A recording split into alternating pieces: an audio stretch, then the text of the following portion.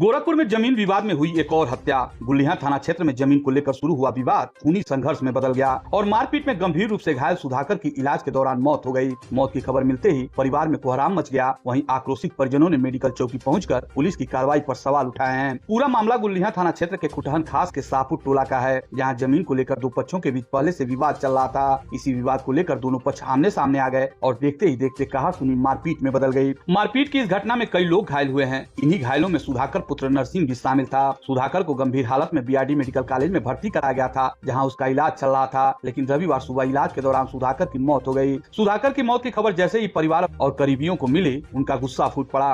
बड़ी संख्या में परिजन मेडिकल चौकी पहुंचे और हंगामा शुरू कर दिया। परिजनों का आरोप था कि मुकदमे में कुछ लोगों के नाम शामिल नहीं किए गए हैं। उन्होंने एफआईआर में अन्य आरोपियों के नाम जोड़ने और धारा 109 हटाने की मांग की है। मामला बढ़ता देख पुलिस ने परिजनों को समझाने का प्रयास किया और नियमानुसार कार्रवाई का भरोसा भी दिया। इसी दौरान हंगामे की सूचना मिलने पर सपा प्रत्याशी अमरेंद्र निषाद और भाजपा विधायक महेंद्र पाल सिंह भी मौके पे पहुंचे। दोनों ने मृतक के परिजनों से बातचीत की और उन्हें शांत कराया। अब इस पूरे मामले में पुलिस की कार्रवाई और दोनों पक्ष की तरफ से दर्ज मुकदमे को समझना भी जरूरी है। पुलिस के मुताबिक इस मामले में पहला मुकदमा 7 अगस्त को खुटहन खास निवासी आशा देवी पत्नी दीनानाथ की तहरीर पर दर्ज किया गया था। आशा देवी ने आरोप लगाया था कि सागर, सुधाकर, अजय, धर्मेंद्र और अतुल शर्मा ने उनके और उनके बेटे शेरनाथ के साथ मारपीट की। पुलिस ने इस तहरीर के आधार पर बीएनएस की धारा 109, 118, 191, 351 और 352 के तहत मुकदमा दर्ज किया था। वहीं दूसरे पक्ष की तरफ से सराय गुलरिहा निवासी अजीत शर्मा ने पुलिस को तहरीर दी। अजीत शर्मा ने मनीष गौड़, शेरनाथ गौड़, विकास प्रजापति और राजधानी गौड़ पर जानलेवा हमले करने का आरोप लगाया। इस तहरीर के आधार पर भी पुलिस ने बीएनएस की धारा 109, 351 और 352 के तहत मुकदमा दर्ज किया।